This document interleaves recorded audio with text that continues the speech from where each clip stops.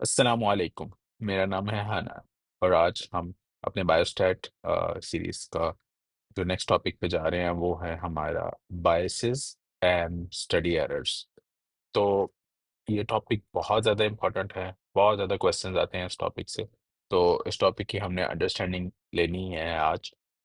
तो जब हम बायसेस की बात करते हैं तो बायसेस क्या होते हैं? ये स्टडी के अंदर कोई भी एरर्स हो सकते हैं। और इन एरर्स को हम सिस्टमैटिक एरर्स कहते हैं, जो स्टडी के अंदर बेसिकली कोई फ्लॉ हो जाता है, कोई उसकी वजह से ये होते हैं। क किसी भी वजह से स्टडी के अंदर कोई फ्लॉ आ जाता है, हमने सिलेक्शन ठीक नहीं की, हमने इन्फॉर्मेशन को सही तरह प्रोसेस नहीं किया, उन सारों की वजह से जो भी बायसेस आते हैं या जो भी एरर्स आते हैं, उनको हम बायसेस कहते हैं। अब अगर हमने स्टडी के पार्टिसिपेंट्स को, जो स्टडी के अंदर लोग आ रहे थे, उनको ही रिक्रूट करने के अंदर हमारे अंदर कोई मसला हमने कर दिया है, तो उस बायस को हम कहेंगे सिलेक्शन बायस। और अगर हमने स्टडी को जो हम परफॉर्म कर रहे थे, उस परफॉर्मेंस के दौरान हमारे से अगर हम कोई एरर इंट्रोड्यूस कर देते हैं, तो उसमें जो डिफरेंट टाइप्स ऑफ बायसेस हैं, उनमें से एक रिकॉल बायस है, मेजरमेंट बायस है, प्रोसीजर बायस है और ऑब्जर्वर बायसेस है। और अगर हमने कोई रिजल्ट्स हैं, रिजल्ट्स के अंदर हमें कोई इश्यू हमने कर लिया, उसमें फिर हमारे जो बायसेस आते हैं, लीड टाइम बायस होता है और लेंथ टाइम बायस होता है। तो सबसे पहले जो सिलेक्शन बायस है, ये बायस तब आता है जब हमारी जो पॉपुलेशन है, उसको जो रिप्रेजेंट करने करने के लिए जो हमने सैंपल डाटा लिया होता है, वो एक्चुअली रिप्रेजेंटेटिव नहीं होती पॉपुलेशन की। फॉर एग्जांपल, अब ये जो एक ब्लॉक सा मैंने बनाया हुआ है, इस ब्लॉक के अंदर अगर वो पर्सन का फेस फील्ड है, तो इसका मतलब है वो डिजीज़ है, और इसका मतलब ये है कि अगर उसका फेस फील्ड नहीं है, तो वो नॉर्मल पॉपुलेशन है, जो कि मैंने एन से शो किया, और डी से डिजीज़्ड है। अब ये हमारी एक पॉपुलेशन थी जिसके अंदर कुछ नॉर्मल लोग थे, कुछ डिजीज़ लोग थे, ये हमारी एक टारगेट पॉपुलेशन है।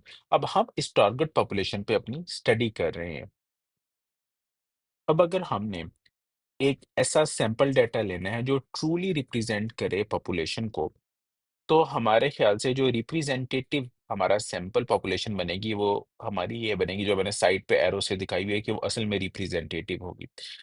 लेकिन अगर वो हमारी रिप्रेजेंटेटिव नहीं होती, हमारी पॉपुलेशन की, यानी जिसमें डिजीज़ भी थी, नॉर्मल लोग भी थे, और हम सिलेक्ट कर लेते हैं सिर्फ़ उन लोगों को जो कि नॉर्मल थे, तो ये हमारा एक तरह से क्या होगा, ये हमारी सिलेक्शन बायस होगी। तो सिलेक्शन बायस किस तरह आती है? फॉर एग्जाम्पल, फर्ज करें कि हमारी पॉपुलेशन के अंदर कुछ लोग डिजीज थे, कुछ लोग डिजीज नहीं थे। हमने क्या किया, हमने कहा कि यार हम उठाते हैं अपना जो सैंपल डाटा है, जो जिन पे हम स्टडी परफॉर्म करेंगे, वो हम एक ड्रग स्टोर से उठाते हैं, जहाँ ड्रग्स लोग लेने आते हैं। वहाँ कुछ लोग नॉर्मल लोग भी आएंगे, कुछ लोग डिजीज पॉपुलेशन के भी लोग आएंगे। अब होता ये है कि जब हम ड्रग स्टोर के ऊपर हम पॉपुलेशन के लिए हम सैंपल इकट्ठा कर ले रहे होते हैं, तो सिर्फ वही लोग आके ड्रग्स परचेज कर रहे होते हैं जो डिजीज होते हैं। तो जब हम सिर्फ ड्रग स्टोर से हमने अपनी पॉपुलेशन का सैंपल उठाया है, तो उसके लिए हमने सैंपलिंग जो की है, वो हमने कन्वीनियंस सैंपलिंग किया, कि जो हमारे लिए आसान थी। लेकिन उसकी वजह से हमने स्टडी के अंदर क्या कर दिया है, सिलेक्शन बायस इंट्रोड्यूस कर दी है। अब एक और बायस होती है जिसको हम कहते हैं बक्सन बायस। होता ये है कि नॉर्मली जो है ना, पॉपुलेशन के अंदर होता है, ज़्यादा लोग नॉर्मल होते हैं, कुछ लोग डिज़ीज़ होते हैं। लेकिन अगर हम चाहते हैं कि यार हम अपना हमें जो है ना, डिज़ीज़ लोग तो मिलेंगे ही नहीं, क्योंकि वो बाहर तो नहीं फिर रहे होंगे। वो हॉस्पिटल के अंदर होंगे या कहीं ऐसी जगह पे होंगे, घर में होंगे, जहाँ वो बेचारे नॉर्मली मतलब यानी कि उस तरह हेल्दी एक्टिविटीज एंजॉय तो नहीं कर रहे होंगे जिस तरह नॉर्मल लोग एंजॉय करते हैं।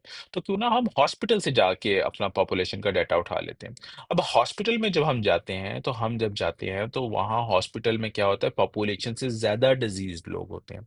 और जब हम उनके ऊपर हम ऐसा करते हैं, जब वहां से हम अपना डाटा उठाते हैं, तो उस उठाने की वजह से भी एक सिलेक्शन बायस इंट्रोड्यूस हो जाती है कि हमारी पॉपुलेशन के अंदर अब डिजीज लोग की प्रोपोर्शन बढ़ गई है, जो कि नॉर्मल पॉपुलेशन में उस तरह नहीं थी।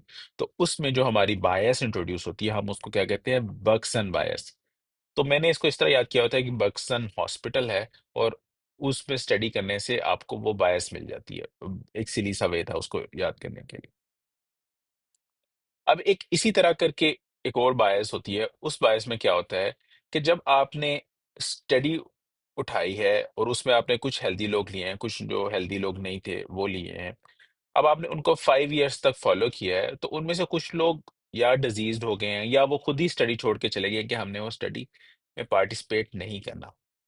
तो जब हम रिस्पॉन्स लेने के टाइम पे आते हैं, तो हमें पता चलता है कि जो हमारे डिजीज़ लोग थे, 5 सालों बाद 3 डिजीज़ में से सिर्फ़ 1 डिजीज़ बचा है, हेल्दी लोग 2 बचे हैं। तो इसी तरह अगर ये पॉपुलेशन डाटा 50 का होता, 100 का होता और हमारे हर जो डिजीज़ लोग थे, हर 3 में से 2 डिजीज़ लोग जो हैं, वो फ़ॉलो-अप में ना आ रहे होते, तो हमारी जो बायस उस स्टडी में इंट्रोड्यूस होती है, उसकी वजह से हम उसे कहते हैं एट्रिशन बायस। एट्रिशन का मतलब ये होता है कि लूज़िंग, ठीक है? कि हमने लॉस टू फ़ॉलो-अप कर दिया। तो इसकी वजह से हमारा जो बायस होगा, वो एट्रिशन बायस हो जाएगा। अब कुछ लोग होते हैं, वो बाज़-औक़ात रिस्पॉन्स नहीं दे रहे होते। यानी कि हम बाहिर जाते हैं और हम कहते हैं कि हम स्टडी के अंदर अ, हम देखिए हम घर के अंदर एग्जांपल लेते हैं कि हमारे पास कुछ पेशेंट्स आए थे, वो कुछ उनमें से फॉर एग्जांपल एमआई के पेशेंट आए थे, हमने उनको ट्रीट किया, वो घर चले गए। अब आहिस्ता-आहिस्ता हम देखते हैं कि उनकी क्या अ,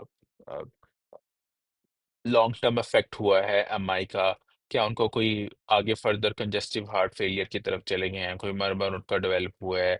कुछ उनको आगे जो उनकी प्रोग्रेशन है डिज़ीज़ की, हम उसको देखना चाहते हैं।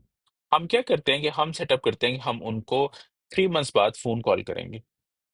और अब जब हम उनको फ़ोन कॉल करते हैं, तो जो लोग फ़ोन कॉल उठाते हैं, वो हमें बताते हैं कि हम ठीक-ठाक हैं।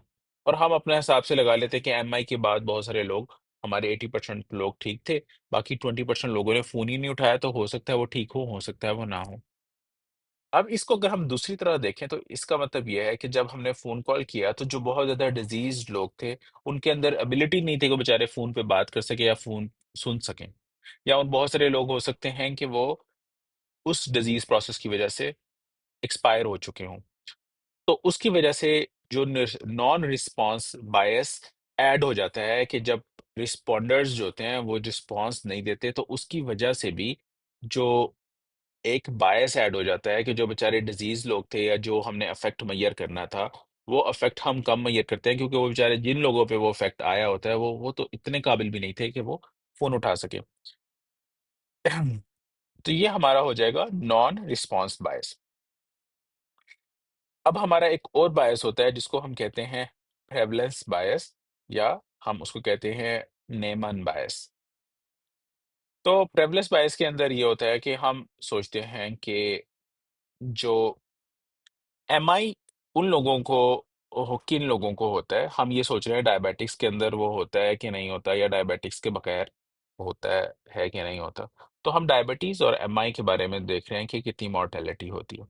अब जब हम पॉपुलेशन में पता करने जाते हैं, स्टडी का सैंपल लेते हैं, सारी हम जो है स्टडी परफॉर्म करते हैं, तो हमें पता चलता है कि जो लोग एमआई के साथ चल फिर रहे हैं और इस तरह करके उनके अंदर तो डायबिटीज़ है नहीं। तो हम कंक्लूड करते हैं कि डायबिटीज़ जो है वो बेसिकली प्रोटेक्टिव फैक्टर है। लेकिन इसके अंदर हमने एक बायस इंड्यूस कर दिया है। हुआ ये है कि जो एमआई के जो लोग होते हैं, उनके अंदर जब एमआई होता है तो वो बहुत ज़्यादा सीवियर एमआई होता है और उनकी जल्दी डेथ हो जाती है। और जब उनकी जल्दी डेथ हो जाती है, तो वो उस बायस के उस जो हमने स्टडी परफॉर्म किया, उसके अंदर वो इंक्लूड ही नहीं होते। तो इसकी वजह से बेसिकली प्रेवलेंस की वजह से एक बायस हो जाता है। क्योंकि जो एमआई की प्रेवलेंस होगी, उसके अंदर क्योंकि जो एम डायबिटिक ड्यू की वजह से जिन लोगों को एमआई हुआ होगा, वो लोग ऑलरेडी वहाँ से जो है सीरियस कंडीशन में होंगे या वो हमारी स्टडी में नहीं आएँगे या हो सकता है कि उनकी मॉर्टेलिटी बहुत ज़्यादा हाई हो, तो वो हमारी स्टडी का बहुत थोड़ा पोर्शन हो। तो डिज़ीज़ की प्रेवलेंस की वजह से जो बायस आ जाता है, उसको हम प्रेवलेंस बायस कहते हैं क्योंकि फिर हमें सही अंदाज़ा नहीं हो पाता कि असल में एमआई और डायबिटीज़ का आपस में क्या रिलेशनशिप है।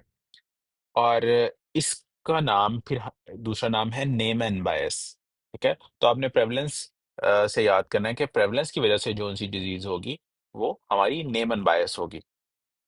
कि एक और बायस होती है जिसको हम कहते हैं ससेप्टिबिलिटी बायस। इसके अंदर ये होता है कि जब हम डिफरेंट ड्रग्स को या डिफरेंट ट्रीटमेंट को कंसीडर कर रहे होते हैं डिफरेंट पेशेंट्स के लिए, तो होता ये है कि हम ड्यू टू हमारी अपनी एक इंट्रिंसिक, क्योंकि एक पेशेंट सीरियस होता है तो हम कहते हैं कि हम इसको जो जो हम इंटरवेंशन करें उस ग्रुप में रख देते हैं, और जो नॉन सीरियस या बहुत ज़्यादा माइल्ड जिसको डिजीज़ होगी उसको हम प्लेसिबो वाले ग्रुप में रख देते हैं।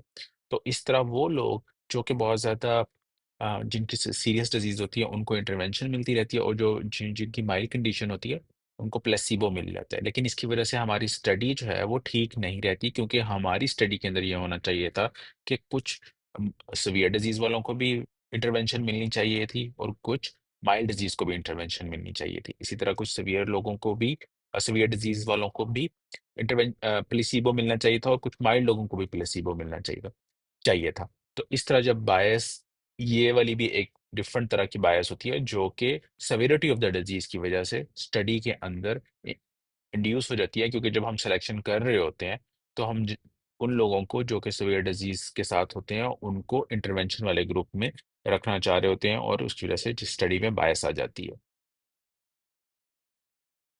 ये जो सारी बायसेस हैं ये सारी इस वजह से होती हैं क्योंकि हमारा जो सिलेक्शन उस टाइम हम क्राइटेरिया कर रहे होते हैं उसके अंदर प्रॉब्लम होती है। अब हम किस तरह सिलेक्शन बायसेस जो है उनसे फाइट कर सकते हैं? तो सबसे पहले ये है कि हम रैंडमाइज कर सकते हैं। रैंडमाइज का क्या मतलब है कि जो भी हमारे पास पॉपुलेशन है, उसके अंदर हम कोई भी ग्रुप उठाएँ, और उस ग्रुप के अंदर से अ, हमने ये सोचा है कि 100 लोग जो हैं, ये सारे के सारे हम स्टडी के सब्जेक्ट्स के तौर पे यूज़ करेंगे। अब हम इस तरह नहीं करेंगे कि 50 को हम एक में कर दें और 50 को हम दूसरे में कर दें।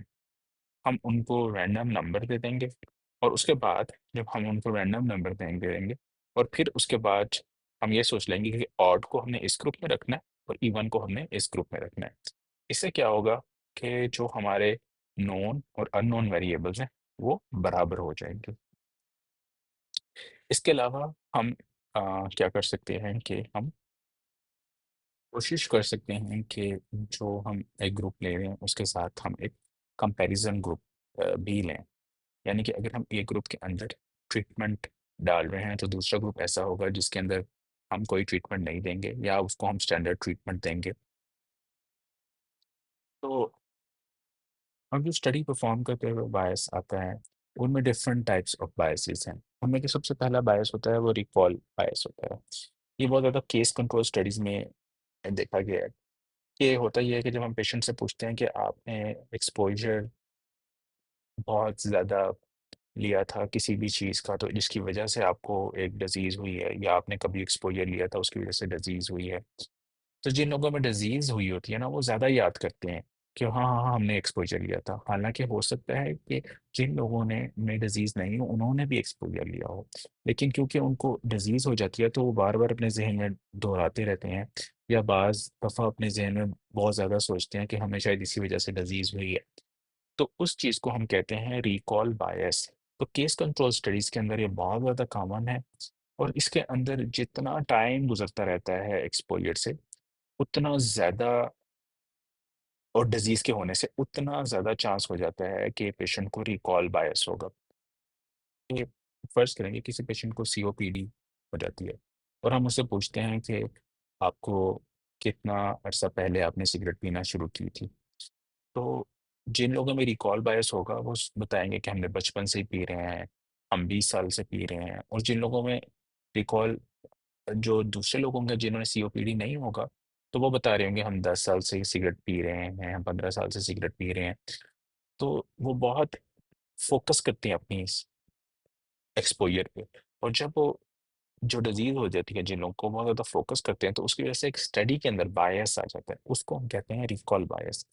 तो अगर हम ड्यूरेशन कम कर देंगे केस कंट्रोल स्टडीज़ का, यानी कि 6 मंथ्स, अगर पहले किसी बंदे को एक डिज़ीज़ हुआ है और उसका 6 महीने पहले उसने एक्सपोज़र लिया था, अगर हम उससे उस टाइम पूछेंगे तो 6 महीने में कम चांस है कि वो गलत या उसका रिकॉल बायस आए, क्योंकि वो बहुत करीब-करीब वाक़या हुआ है, अगर हम टाइमलाइन पर देखें। तो इस सिचुएशन पे अगर अगर हम केस कंट्रोल स्टडीज़ बहुत बहुत लंबी पहले उनको हुआ और हम बहुत पुरानी कोई चीज़ पूछेंगे, तो उस केस के अंदर उनका रिकॉल बायस होने का बहुत ज़्यादा चांस है। हुँ। और इसके अलावा जो है ना, कुछ बायसेज़ ऐसी होती हैं जो मेज़रमेंट की वज़ह से आती हैं।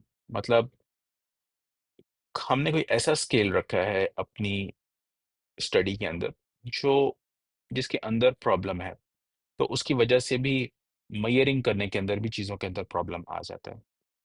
इसके अलावा एक और बायस होती है जिसको कहते हैं हम हाथोन इफ़ेक्ट। हाथोन इफ़ेक्ट में क्या होता है कि पार्टिसिपेंट्स को जब ऑब्ज़र्व कर रहे होते हैं रिसर्चर्स, तो पार्टिसिपेंट को लगता है उनके ऑब्ज़र्व करने से कि हम शायद बेहतर आ रहे हैं, शायद हम में ये इफ़ेक्ट्स आ रहे हैं जो कि असल में उनके अंदर नहीं आ रहे होते। लेकिन जब उन्हें कोई बंदा एक ऑब्ज़र्व कर रहा होता है तो वो अपने बिहेवियर को चेंज कर लेते हैं या वो बताने लग जाते हैं कि हाँ जी, हमें इम्प्रूवमेंट आ रही है। इस तरह के इफ़ेक्ट को नलिफ़ाई करने के लिए क्या ज़रूरी है कि जब हम एक एक्सपेरिमेंटल हमारा ग्रुप हो, उसके साथ हम एक साइड पे एक दूसरा ग्रुप भी रखें जिसको हम प्लेसिबो ग्रुप कह सकते हैं या जिसको हम स्टैंडर्ड ट्रीटमेंट ग्रुप कह सकते हैं, ताकि हमें पता चल जाए कि असल में कितना इफ़ेक्ट आया था और हाथ-ऑन इफ़ेक्ट को हम मिनिमाइज़ कर सकें। यानी कि जो पार्टिसिपेंट्स जब अपना बिहेवियर चेंज करेंगे, तो वो दोनों ग्रुप में ऑलमोस्ट इक्वली चेंज करेंगे। तो हाथ-ऑन इफ़ेक्ट को आपने इस तरह याद रखना है कि I am getting observed, let's act on. मतलब हम एक ये मैंने बंदा बनाया हुआ है, उसके सर पे मैंने ऐसे कांटों वाला ताज पहनाया हुआ है।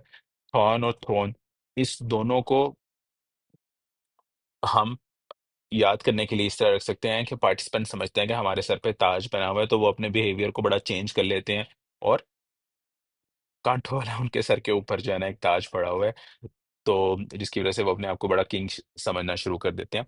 तो आपने हाथ-ऑन को इस तरह याद कर लेना है, क्योंकि एग्ज़ाम के अंदर ये बहुत दफ़ा जो है ना आपका अ, ये चीज़ आपसे पूछेंगे कि हाथ-ऑन इफ़ेक्ट है, कि पिग्मेलियन इफ़ेक्ट है और different types of a, effects का पूछेंगे आपसे। इसके अलावा जो है ना, जो प्रोसीजर बायस है, उसके अंदर ऐसा होता है कि हम जो है ना,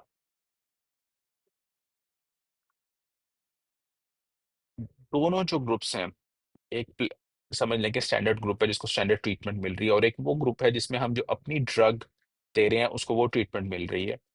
तो हम ज़्यादा फ़ोकस उस ट्रीटमेंट पे, उस ग्रुप पे करना शुरू कर देते हैं जिसको हमारी ट्रीटमेंट मिल रही है, जिस पे हम स्टडी कर रहे होते हैं। तो उसकी वजह से भी प्रोसीज़रल बायस आ जाता है।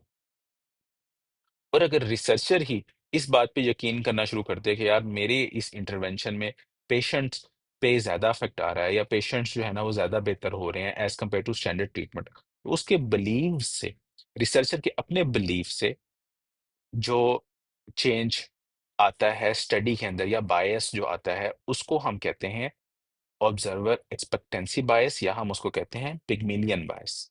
ये रिसर्चर के अपने बिलीफ की वजह से आता है, इसीलिए हम स्टडीज के अंदर अमूमन ब्लाइंडिंग करते हैं कि रिसर्चर को ये ना, या रिसर्चर या वो बंदा जो ड्रग एडमिनिस्ट्रेट कर रहा हो उसको ये ना पता चले कि वो कौन सी ड्रग दे रहा है, वो या स्टैंडर्ड ट्रीटमेंट दे रहा है या वो अपनी इंटरवेंशनल ड्रग दे रहा है, तो उन उसमें उसको पता ना चले, उसका जो पेगमेलियन इफेक्ट आना है वो स्टडी के अंदर ना आए। तो इसको हमने इस तरह याद करना है कि एक रिसर्चर था, वो पिग्स पे स्टडी कर रहा था और उसने देखा है कि एक group of pigs are getting better, क्योंकि उसको वो अपनी स्पेशल ड्रग दे रहा था। तो पिग्स आर गेटिंग बेटर से आपने याद कर देना कि इसको हम पिग्मेलियन इफेक्ट कहते हैं। इसमें भी ये होता है कि पिग्मेलियन इफेक्ट हो गया, उसमें हम क्या करेंगे, प्लेसिबो ग्रुप डाल सकते हैं या फिर हम पार्टिसिपेंट्स को अगर हम पार्टिसिपेंट्स को पे ब्लाइंडिंग कर रहे हैं तो हम बेसिकली हाथ ऑन इफेक्ट से बचा रहे हैं।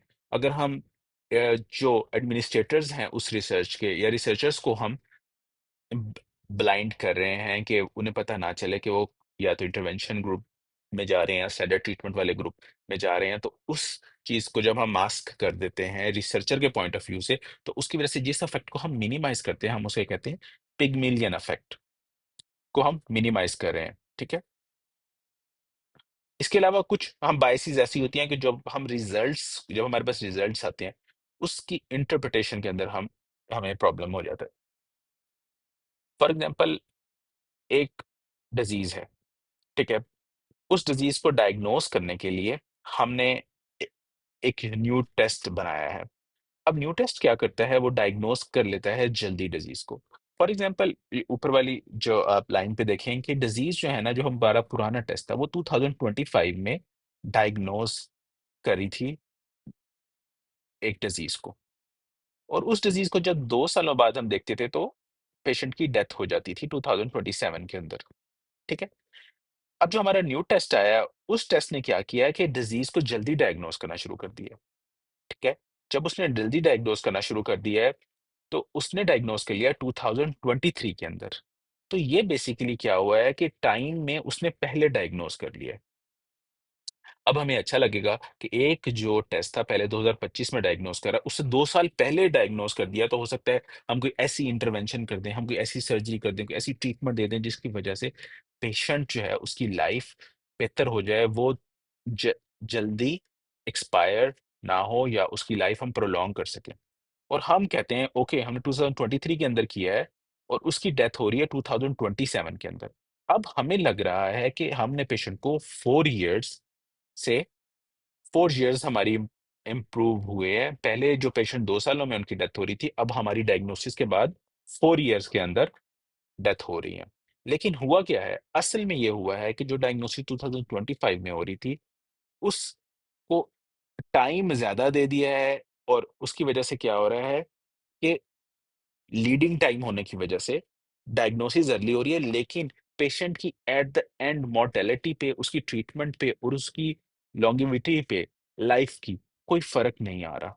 तो इससे हमें एक तरह से ये on the face of it तो यही लग रहा है कि अब पेशेंट जब डायग्नोज़ हुआ है, उसके 4 सालों बाद उसकी डेथ हो गई है, लेकिन असल में ऐसा नहीं हुआ। 2 सालों बाद जो है 2 सालों पेशेंट डायग्नोज़ जल्दी ही हुआ है, ठीक है? लेकिन उसका पेशेंट को कोई बेनिफिट नहीं हुआ। अगर हम पुराना टेस्ट भी होता, तो उसने भी 2 सालों बाद पेशेंट की डेथ हो जाती। इस टेस्ट का फ़ायदा तब था, जब हम इसकी लॉन्गेविटी बढ़ जाती और पेशेंट की असल में डेथ क्या होती है, वो 2028 में होती, 2029 में होती, ताकि तो इस टेस्ट की जल्दी डायग्नोसिस से हमें कोई फ़ायदा नहीं हुआ। तो इस चीज़ की जब बायस को हम कहते हैं लीड टाइम बायस, और इसमें हम अ, इसी तरह का एक और फिनोमेना है जिसको हम कहते हैं लेंथ टाइम बायस। लेंथ टाइम बायस के अंदर क्या होता है कि हमारा जो टेस्ट होता है वो अग्रेसिव डिजीजेस को डायग्नोज ही नहीं करता। अब फर्ज करें कि ऊपर वाला जो अग्रेसिव पे लिखा हुआ है, एक जो अग्रेसिव वेरिएंट है लंग कार्सिनोमा का, एक समझे कि बहुत अग्रेसिव वेरिएंट है, एक पॉइंट पे आके डेथ हो जाती है। और जो बेनाइन कार्सिनोमा है, वो जो है ना, वो उसकी डेथ बहुत देर बाद होती है। तो होता ये है कि जो हमने डायग्नोस्टिक टेस्ट बनाया है, वो अग्रेसिव डिज़ीज़ को तो डायग्नोज़ करता ही नहीं है, क्योंकि हमारे जो अग्रेसिव वेरिएंट्स है डिज़ीज़ के, वो पहले ही सारे एक्सपायर हो जाते हैं। और जो हमारे बेनाइन वेरिएंट होते हैं, उनको वो जाके डायग्नोज़ करता है लेटर। तो और उसके बाद कोई भी फ़र्क नहीं पड़ता उस डिज़ीज़ पे। यानी कि अगर हम वो टेस्ट ना भी करते, तब डायग्नोज़ करते, तब भी हमारे पास जो है इन डिज़ीज़ है, उसका कोर्स लंबा ही होता। और एग्रेसिव डिजीज़ का भी कोर्स उसी तरह का होता। तो बेसिकली इस टेस्ट ने क्या किया है, इस टेस्ट ने बनाए एग्रेसिव डिजीज़ को डायग्नोज़ ही नहीं किया, क्योंकि पहले ही वो एक्सपायर हो गए। बेनाइन डिजीज़ को सिर्फ़ डायग्नोज़ किया, तो हमारे पास मॉर्टेलिटी पे एज़ सच उस डिजीज़ की वज़ह से कोई फ़र्क नहीं पड़ा। तो इ इस बायस को हम कहते हैं लेंथ टाइम बायस। इन स्टडीज़ को हम किस तरह फाइट कर सकते हैं? इसमें हम रैंडमाइज़्ड कंट्रोल ट्रायल कर सकते हैं, जिसके अंदर हम एक दर एक दफ़ा हम रखें कि एक स्टैंडर्ड टेस्ट से क्या फ़र्क आ रहा है पेशेंट्स की मॉर्टेलिटी पे और उस पे, और एक जो हम न्यू टेस्ट बना रहे हैं उसके ऊपर उनकी वज़ह से क्या फ़र्क आ रहा है। तो लीड टाइम बायस का आपने याद रखना है कि इसमें जो टेस्ट था, वो डायग्नोज तो कर रहा है डिजीज को, लेकिन एट द एंड पेशेंट की मोर्टेलिटी पर कोई फर्क नहीं आ रहा। वो बस एक एक्स्ट्रा टाइम हमें दे रहा है जो कि एक फॉल्स टाइम है, वो असल में वो टाइम नहीं है। जो लेंथ टाइम बायस है वो डिफरेंट है, उसके अंदर बेसिकली हमारा जो टेस्ट है वो अग्रेसिव डिजीज को डायग्नोज ही नहीं कर रहा और बेनाइन डिजीज को डायग्नोज कर रहा है, और एक हमें आर्टिफिशियली तौर पे लग रहा है कि टेस्ट की वजह से क्या हो रहा है कि जब टेस्ट हो जाता है और डायग्नोज हो जाता है तो पेशेंट की लाइफ बहुत इंप्रूव हो जाती है। अब जो लीड टाइम बायस है, इसको आप इस तरह याद कर सकते हो कि इसमें हमें एक ऐसी फॉल्स लगता है कि टाइम हमारा गेन हो गया है, यानी कि हम डिजीज अर्ली डायग्नोस कर रहे हैं, तो टाइम लीडिंग की तरफ चला गया है। हमें ऐसा महसूस हो रहा है कि हमने टाइम गेन कर लिया है from the diagnosis until to the actual mortality of the disease और the morbidity of the disease, लेकिन असल में ऐसा नहीं होता। और जो लेंथ टाइम बायस है उसके अंदर क्या है कि जो बाइनाइन डिजीजेज हैं वो डायग्नोज हो रही हैं, टेस्ट उनको डायग्नोज कर रहा है क्योंकि वो अग्रेसिव डिजीज उससे पहले ही उनकी डेथ हो रही है। तो इसको आपने, ये फिर लेंथ टाइम होगा। तो दोनों में टाइम तो कॉमन है, लेकिन लेंथ टाइम को आपने इस तरह याद करना है कि बेनाइन डिजीजेस हो रही हैं और वो उसकी ट्रीटमेंट की वजह से थोड़ा सा बेनाइन डिजीज बेहतर हो रही हैं, लेकिन अग्रेसिव डिजीज जो है वो उनको टोटली इग्नोर किया जा रहा है लेंथ टाइम बायस में। अब जो कंफाउंडिंग फैक्टर है, कंफाउंडिंग बायस, ये क्या होता है? ये वाला टॉपिक प्रॉब्ली सबसे ज़्यादा जो टेस्टेड टॉपिक है उनमें से एक टॉपिक है। कंफाउंडिंग का मतलब ये है कि कोई भी एक्सटर्नस फैक्टर है, बाहर से कोई एक ऐसा फैक्टर है जो हमारी स्टडी को अल्टर करता है, लेकिन हमें उसके बारे में नहीं पता। फॉर एग्जांपल एक सिंपल सी एसोसिएशन है कि एक एक्सपोज़र से एक डिज़ीज़ होती है, ठीक है? लेकिन असल में उस एक्सपोज़र से डिज़ीज़ नहीं होती। तो कंफाउंडिंग क्या है? ऊपर एक डेविल या शैतान की तरह हमें एक फ़ॉल्सली शो कर रहा है कि एक इस एक्सपोज़र की वज़ह से ये वाली डिज़ीज़ होती है। लेकिन असल में ऐसा बिल्कुल नहीं है। तो जब हम इस तरह के स्टेप्स उठाते हैं कि जिनकी वज़ह से वो जो वेरिएबल है, जो थर्ड वेरिएबल है, वो कंट्रोल किया जा सके, उसको हम जेल में डाल देते हैं इस शैतान को। तो उससे क्या होता है, तब हमें पता चलता है कि एक्सपोज़र की वज़ह से डिज़ीज़ नहीं हो रही। तो कन्फाउंडर एक शैतान की तरह है जो एक्सपोज़र और डिज़ीज़ को शो करता है, लेकिन असल में वो कन्फाउंडर क्या होता है, स्टडी के रिज़ल्ट को गलत तरीके से अल्टर कर रहा होता है।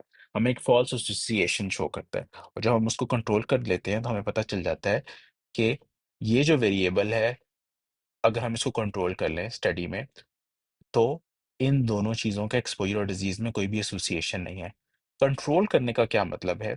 यानी कि हम स्टडी को इस तरह डिफ़ाइन कर लें कि ये वाला वेरिएबल दोनों ग्रुप्स में इक्वली तौर पे हम उसे रिप्रेज़ेंट करें। और जब हम दोनों ग्रुप में इक्वली रिप्रेज़ेंट करते हैं, तो हमें पता चल जाता है कि इन दोनों जो एक्सपोज़र और डिज़ीज़ में कोई एसोसिएशन नहीं है। इसको बेहतर तरीके से समझाने के लिए एक एग्ज़ाम्पल है, एक स्टडी की है।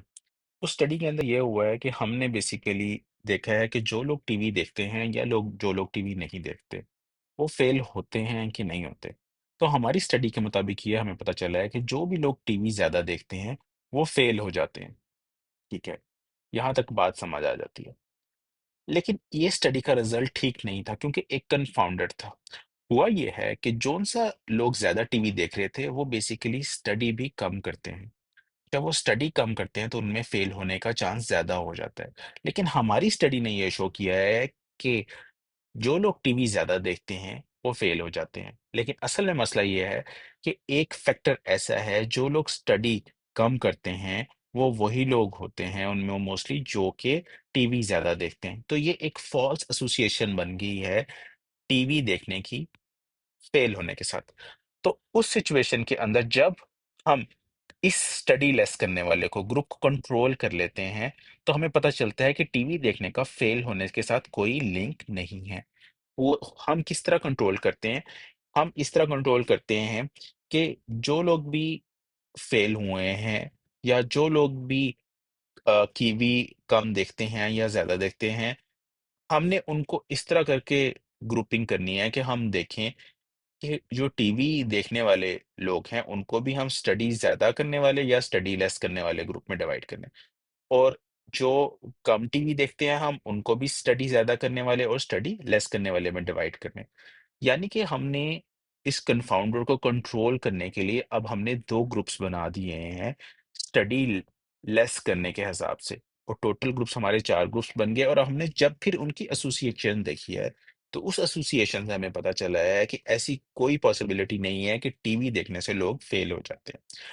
तो ये एक ऐसा कंफाउंडर एक ऐसी चीज़ है जो कि बाहिर से वेरिएबल होता है, जो कि थर्ड वेरिएबल होता है, जो बेसिकली फेल होने के साथ भी रिलेटेड है और की टीवी ज़्यादा देखने के साथ भी रिलेटेड है, और उसकी वजह से स्टडी के रिज़ल्ट के अंदर एक तरह से गलत रिप्रेज़ेंटेशन हो जाती है। और जब हम उसको कंट्रोल कर लेते हैं, तो हमें पता चल जाता है कि ऐसी कोई बात नहीं थी, ऐसी कोई एसोसिएशन एग्ज़िस्ट नहीं कर रही थी। अभी कंफाउंडिंग हम किस तरह इसको फाइट कर सकते हैं? तो इसमें 2 तरीके हैं। एक तो 2-3 तरीके हैं। एक फर्स्ट जो है ना, हम रैंडमाइज़ कर सकते हैं। यानी कि जब हमने कोई ग्रुप बनाया है, जैसे कि स्टडी लेस करने वा जैसे कि टीवी देखने वाला और फेल होने वा स की एसोसिएशन देखनी है कि वो फेल होते हैं कि नहीं। तो हमें चाहिए कि हम टीवी देखने वाले ग्रुप के अंदर उन लोगों को भी रखें, जो ज़्यादा पढ़ते हों, कम पढ़ते हों, जिनका आईक्यू ज़्यादा हो या कम ज़्यादा हो, या वो स्मोकिंग करते हों या नहीं करते हों, या उनकी सोशल एक्टिविटीज़ ज़्यादा हों या कम हो। हमें ये नहीं होना चाहिए कि हम नर्ड्स को एक ग्रुप में रख दें और जो दूसरे लोग हैं, उनको हम एक ग्रुप में रख दें। तो उस तरह हमारी स्टडी के अंदर कन्फाउंडिंग या बायस होने का बहुत ज़्यादा चांस है। अगर हम स्टडी करना चाहेंगे, तो हम दोनों देखना चाहेंगे कि हम नर्ड्स को ले लें, जो नर्ड्स टीवी देखते हैं या नहीं देखते। या हम रैंडमाइज़ करें। उस रैंडमाइज़ करने से क्या होता है कि जो बहुत सारे कंफाउंडिंग फैक्टर्स आ रहे होते हैं, वो आपस में कंट्रोल हो जाते हैं। इसके अलावा जो है, क्रॉसओवर स्टडीज़ होती हैं। क्रॉसओवर स्टडीज़ के अंदर क्या होता है कि हम एक ग्रुप को ज़्यादा टीवी दिखाते हैं और उस ग्रुप को हम देखते हैं कि वो फेल होता है कि नहीं होता। और उसके बाद हम क्या करते हैं, कुछ देर के बाद एक वॉशआउट पीरियड होता है कि हम देखते हैं कि उस पीरियड के अंदर हम कुछ भी ऐसा कुछ नहीं करते, और फिर हम क्या करते हैं कि जिस पहले ग्रुप ने ज़्यादा टीवी देखा होता है, अब हम उसको टीवी को नहीं देख पाते, और हम जो दूसरा ग्रुप जिसने पहले नहीं देखा होता, उसको कहते हैं कि अब वो टीवी ज़्यादा देखे, और उसके बाद हम देखते हैं कि क्या वो एग्ज़ाम में फेल होते हैं कि नहीं होते। उसकी वजह से जो स्टडी होती है, इस स्टडी को हम कहते हैं क्रॉसओवर स्टडीज़, के दोनों ग्रुप में एक्सपोज़र डिफरेंट टाइम्स पे होता है और हम उसको रिज़ल्ट को देखते हैं। तो इसकी वजह से भी कन्फाउंडिंग कम हो जाती है। और मैचिंग का क्या मतलब है? मैचिंग का मतलब ये है कि जो हम भी पार्टिसिपेंट्स ले रहे हैं, उनकी जो कैरेक्टरिस्टिक है, बेसलाइन कैरेक्टरिस्टिक, वो सेम होनी चाहिए। यानी कि ये नहीं होना चाहिए कि ऑब्वियस कोई चीज़ हमें स्टडी के अंदर ले रहे हों। यानी कि ये नहीं हो सकता कि हम यंग और ओल्ड का आपस में कंपैरिज़न कर रहे हों, मेल और फीमेल का आपस में कंपैरिज़न कर रहे हों, और हमें चाहिए कि हम बेसलाइन कैरेक्टरिस्टिक्स सेम रखें। इसके अलावा हम कोशिश ये भी करें कि इवन आईक्यू की स्टडी, मतलब आईक्यू अगर हो, हम उसको साथ लें। उसके अलावा उसके प्रोफेशन सेम हो। यानी कि लॉयर्स और इंजीनियर्स को अगर हम आपस में कंपेयर करना शुरू कर देंगे, तो हो सकता है कि उनकी बेसलाइन कैरेक्टरिस्टिक ही डिफरेंट हो जाए। और तो इस वजह से हो सकता है कि कोई कंफाउंडर उस स्टडी के अंदर आ जाए। तो बेहतर ये है कि आप उस टाइम को, जब इंजीनियर्स को आप अलहदा स्टडी करें और लॉयर्स को आप अलहदा स्टडी करें, अनटिल अनलेस स्पेसिफिक है कि आप उन दोनों का कंपैरिजन करना चाह रहे हैं। तो कंफाउंडिंग जो है, मैचिंग जब हम कर लेते होते हैं कि एज सेम हो, उनका आईक्यू सेम हो, उनके स्टडी आवर्स सेम हो, उनका स्मोकिंग स्टेटस सेम हो, सोशल कैरेक्टरिस्टिक्स सेम हो, वो टीवी कितना देख रहे हैं, इ इसको हमने स्टडी करना है। तो ये बाकी सारे कैरेक्टरिस्टिक अगर हम सेम रखेंगे, फिर हम टीवी की एसोसिएशन निकाल सकते हैं फेल होने में। अगर ये बाकी सारे कैरेक्टरिस्टिक सेम नहीं है दोनों ग्रुप्स में जो हम स्टडी कर रहे हैं, तो फिर दरमियान में एक कंफाउंडिंग वेरिएबल आ जाएगा। और इसके अलावा कुछ टूल्स होते हैं, रिग्रेशन एनालिसिस, वो भी हम कर सकते हैं।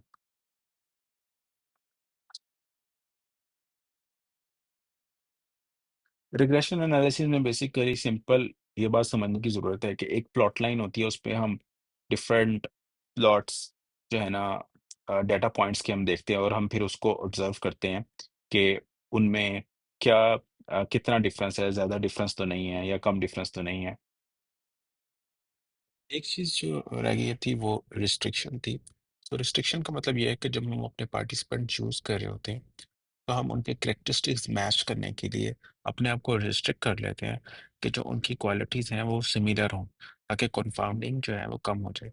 यानी कि अगर हम स्टूडेंट्स ले लेंगे, वो स्टूडेंट्स ले रहे होंगे, तो उसके अंदर हम ये देखेंगे कि इनकी एज बहुत ज़्यादा ना हो या बहुत ज़्यादा कम ना हो, और ये सिमिलर सिचुएशन के अंदर रहते हों, ये ना हो कि हॉस्टलाइट्स हों, कोई डे स्कॉलर्स हों। हम कोशिश करेंगे कि हम रिस्ट्रिक्ट कर दें अपनी एनवायरनमेंट को। उससे फिर हमारी ये हो जाएगी, हमारी स्टडी के अंदर जो कंफाउंडिंग बायस है ना, वो कम हो जाएगी। इसका एक नुकसान ये होता है कि हम फिर जनरलाइज़ नहीं कर सकेंगे अपनी स्टडी को। लेकिन ये गिव एंड टेक है कि अगर हमने अपनी कंफाउंडिंग को कम करना है, तो हमने अपनी स्टडी को रिस्ट्रिक्ट करना होता है। अब होता ये है कि जो सिलेक्शन बायस है, वो भी एक तरह से एक प्रॉब्लम है कि हम सिलेक्शन ठीक नहीं की। और जो कंफाउंडिंग है, वो भी एक प्रॉब्लम है कि हमारी स्टडी के रिजल्ट्स ठीक नहीं आए। अब सिलेक्शन बायस से भी कंफाउंडिंग हो सकती है।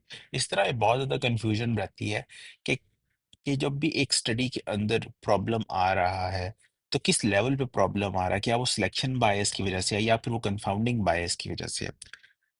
तो जब स्टडी की सिलेक्शन स्टार्ट में अगर प्रॉब्लम आ रहा हो कि हमने स्टडी के पार्टिसिपेंट्स ठीक तरह सेलेक्ट नहीं किए, हमने उनको अ, जो है ना हमने उनको रैंडमाइज़ नहीं किया, हमने उनको सही तरह हमने हॉस्पिटल से ले लिए हैं, उसमें बर्गसन बायस आ गई है, बर्गसन फैलेसी आ गई है। तो उस सिचुएशन के अंदर जो चीज़ इंट्रोड्यूस होगी स्टडी के अंदर वो सिलेक्शन बायस होगी। अब हो सकता है कि ये सिलेक्शन बायस आगे जाके रिजल्ट्स के अंदर भी प्रॉब्लम क्रिएट करे।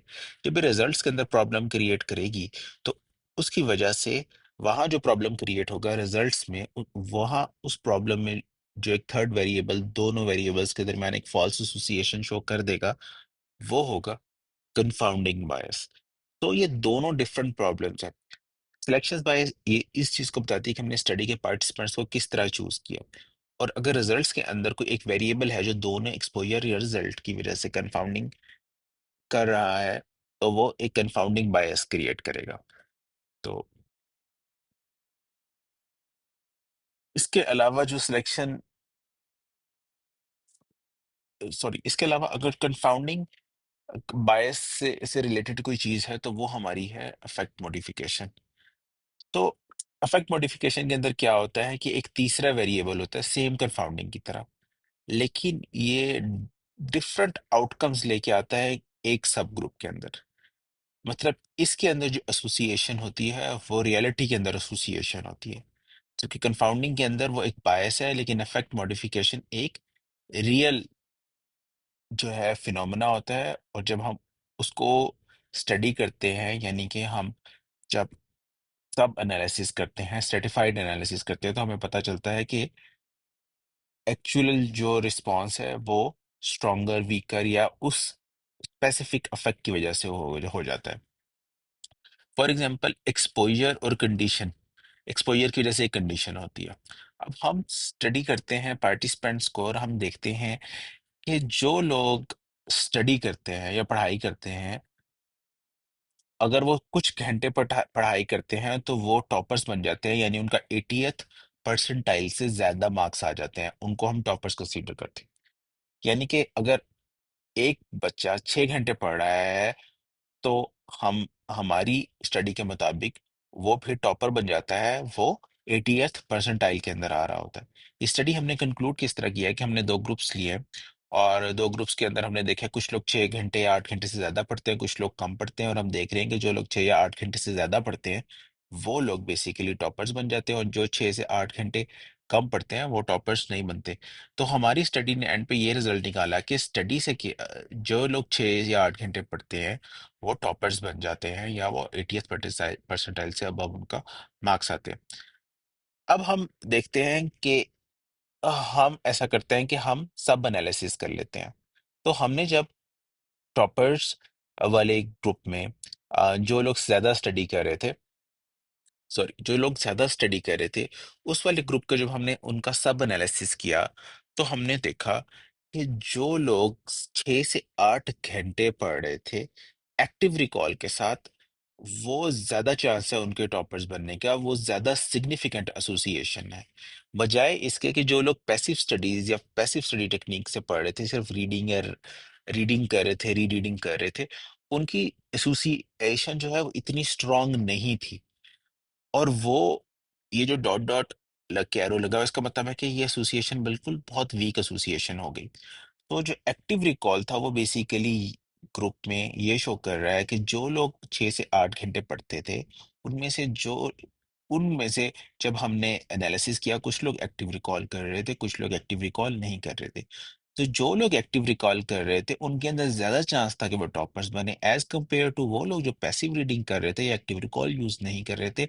उनकी एसोसिएशन कम होगी, उनके कम सिग्निफिकेंट एसोसिएशन आई कि वो टॉपर्स बनेंगे। तो एक्टिव रिकॉल जो स्टडी टेक्निक्स होंगी, जब स्टडी के अंदर लगेंगी, तो वो बेसिकली मॉडिफाई कर देते हैं इफेक्ट पे, और उसकी वजह से ज्यादा चांस हो जाता है उन लोगों के अंदर जो स्टडी कर रहे हों लेकिन एक्टिव रिकॉल के साथ पढ़ रहे हों, तो उनके ज्यादा चांस है। तो ये बेसिकली एक रियल इफेक्ट है, और ये एक बायस बिल्कुल नहीं है। ये हमारा जो एसोसिएशन है उसको स्ट्रॉन्ग कर सकता है, उसको रिवर्स कर सकता है, उसको चेंज कर सकता है। तो अब जो कंफाउंडिंग और इफेक्ट मॉडिफिकेशन के अंदर क्या डिफरेंस है? तो कंफाउंडिंग और इफेक्ट मॉडिफिकेशन दोनों के अंदर हमने स्ट्रेटिफाइड एनालिसिस करेंगे, तो हमें पता चलेगा कंफाउंडिंग के अंदर दोनों ग्रुप के अंदर कोई एसोसिएशन हमें नहीं मिलेगी। ये एक तरह की बायस है, हमारे से प्रॉब्लम हुआ था कि सिलेक्शन करते हुए हमने कुछ फैक्टर्स थे, हमने उनको प्रॉपर पार्टिसिपेंट में डिस्ट्रीब्यूट नहीं किया था, जिसकी वजह से हमारी स्टडी के अंदर बायस आ गया है। और जो इसके ऑपोजिट है इफेक्ट मॉडिफिकेशन, जब हम उसमें स्ट्रैटिफाइड एनालिसिस करते हैं तो एक ग्रुप के अंदर स्ट्रॉन्गर एसोसिएशन हमें नजर आती है एज कंपेयर टू दूसरे ग्रुप के, और इसमें डिफरेंस रियल होता है, ये कोई बायस नहीं होती। तो अब आई होप के थोड़ा बहुत आपको बायस की अंडरस्टैंडिंग होगी। अब हम कुछ क्वेश्चंस करेंगे, अगर आप खुद इसका आंसर कर लें पहले अच्छी बात है, ताकि फिर हम जब साथ साथ पढ़ें तो आप देख सकते हैं, अपने आंसर्स वेरीफाई कर सकते हैं। तो पहला हमारा क्वेश्चन ये है कि क्या किस टाइप की बायस है। अब researcher thinks that the effect is profound. Researcher सोच रहा है कि इफेक्ट बहुत अच्छा आया है, हो सकता है इफेक्ट इतना अच्छा ना हो। तो उस सिचुएशन के अंदर रिसर्चर्स जब कर रहा होता है, तो मैंने आपको याद करवाया था कि रिसर्चर्स जो है ना, वो अगर कर रहा हो तो उसको हम पिगमेलियन इफेक्ट करते हैं कि पिग्स आर ग्रेट, कि पिग्स आर डूइंग ग्रेट। तो आपने पिगमेलियन से याद करना है कि पिगमेलियन जो इफेक्ट है उसमें रिसर्चर सोच रहा होता है कि मेरे पार्टिसिपेंट जिनको मैं इंटरवेंशन या ट्रीटमेंट कर रहा हूँ वो बहुत अच्छा परफॉर्म कर रहे हैं। तो ये जो सेकंड टाइप ऑफ बायस है, इसके अंदर ये है कि इसमें जो स्टडी पार्टिसिपेंट्स हैं वो सोचते हैं कि हमारे ऊपर बहुत अच्छा असर हो रहा है, इस ट्रीटमेंट का हम बहुत ज़्यादा इम्प्रूव हो रहे हैं, बहुत अच्छा फील कर रहे हैं। तो इस सिचुएशन के अंदर जब स्टडी पार्टिसिपेंट्स अपने ऊपर इफेक्ट फील करते हैं, तो उस केस में जो सा बायस होता है वो होता है हॉथॉर्न इफेक्ट। तो उसके अंदर मैंने आपको वो कांटो वाला ताज बताया था कि वो उसने जो पार्टिसिपेंट है उसने अपना ताज पहना है और वो समझ रहा है कि वो किंग बन गया। अब हम देखते हैं कि ये स्टडी के इस स्टडी में कौन सा बायस आ गया है। तो आप उस वीडियो को स्टॉप कर सकते हैं और फिर देख सकते हैं कि इसमें कौन सा बायस आया है। तो स्टडी हमारे पास ये हुई है कि हमने देखा है कि जो नो स्पीकिंग है उसकी वजह से नेजल ब्लीडिंग होती है। अब क्या हुआ कि हमने जब पार्टिसिपेंट्स हैं, नो स्पीकिंग वाले पार्टिसिपेंट्स, उनको यंग और ओल्ड में डिवाइड किया, तो हमने देखा कि यंग पॉपुलेशन के अंदर नो स्पीकिंग से ज्यादा स्ट्रॉन्गर एसोसिएशन आ रही है नेजल ब्लीडिंग की, लेकिन ओल्ड लोगों में वो एसोसिएशन नहीं आ रही, या एसोसिएशन बहुत ज्यादा वीक हो गई है। तो इस सिचुएशन के अंदर नो स्पीकिंग और नेजल ब्लीडिंग का एज क्या इसमें अफेक्ट, या क्या वो वेरिएबल या बायस है इसके अंदर, या ये क्या फिनोमेना है। तो इस सिचुएशन के अंदर जो एज रोल प्ले करी है, यंग एज जो रोल प्ले करी है, वो अफेक्ट मॉडिफिकेशन का है कि यंग में नो स्पीकिंग से ज्यादा ब्लीडिंग हो रही है as compare to age group. हमने बेसिकली जो यंग, जो लोग नो स्पीक कर रहे थे और उनमें नेजल ब्लीडिंग हो रही थी, उसके बाद हमने उनको स्ट्रेटिफाइड एनालिसिस किया, तो ये एज जो है इसमें अफेक्ट मॉडिफिकेशन है। अब हमने एक और स्टडी हुई है, उस स्टडी के अंदर क्या है कि ईटिंग चिप्स से, यानी कि चिप्स खाने से इन्फ्लेमेटरी बाउल डिजीज होती है। अब हमने ये स्टडी देखी है कि जब हमने उन लोगों को जो चिप्स खा रहे थे और उसकी इन्फ्लेमेटरी बाउल डिजीज को जब हमने स्ट्रेटिफाइड एनालिसिस किया है, तो हमने देखा है कि जो ओबीज लोग थे और नॉन ओबीज लोग थे, उनको जब हमने ग्रुपिंग की है, तो हमने देखा है कि ईटिंग चिप से कोई भी इन्फ्लेमेटरी बाउल डिजीज नहीं हो रही। तो उस सिचुएशन के अंदर एसोसिएशन खत्म हो गई है। ईटिंग चिप से ना ओबीज लोगों के अंदर कोई इन्फ्लेमेटरी बाउल डिजीज हो रही है, और ना नॉन ओबीज लोगों के अंदर कोई ईटिंग चिप से इन्फ्लेमेटरी बाउल डिजीज हो रही है। सो ओबेसिटी जो है ना, इस केस के अंदर क्या था हमारा, वो एक बायस उसने इंट्रोड्यूस कर दिया था, और उसकी वजह से ये एक कंफाउंडर के तौर पे आ रहा था। तो जब हमने स्टडी करनी थी, तो हमें इनिशियली ही चाहिए था कि हम अपने पार्टिसिपेंट्स को बीएमआई के हिसाब से भी मैच करते, कि ये ना होता कि जो हमारे ईटिंग चिप्स वाला ग्रुप है उसका बीएमआई बहुत ज्यादा होता, और जो नॉन ईटिंग चिप्स वाला ग्रुप था उसका बीएमआई बहुत थोड़ा होता। हमने उनको मैच करना था। अगर हम उनको मैच कर लेते, तो उसकी वजह से हमारी जो कंफाउंडिंग थी वो बहुत ज्यादा कम हो जानी थी। तो जो हमारा ओबेसिटी का कंफाउंडर था वो खत्म हो जाना था। तो इसलिए जब भी कंफाउंडिंग आता है, तो अमूमन हमारा कोई एक ऐसा वेरिएबल होता है जिसको हम मैच नहीं कर पाए होते, ऊपर वो दोनों ग्रुप्स में प्रेजेंट नहीं होता, वो एक ग्रुप में ज्यादा होता है, जिसकी वजह से फिर वो कंफाउंडिंग बायस आता है रिजल्ट्स के अंदर। तो इंशाल्लाह, अंटिल नेक्स्ट टाइम, अल्लाह हाफिज।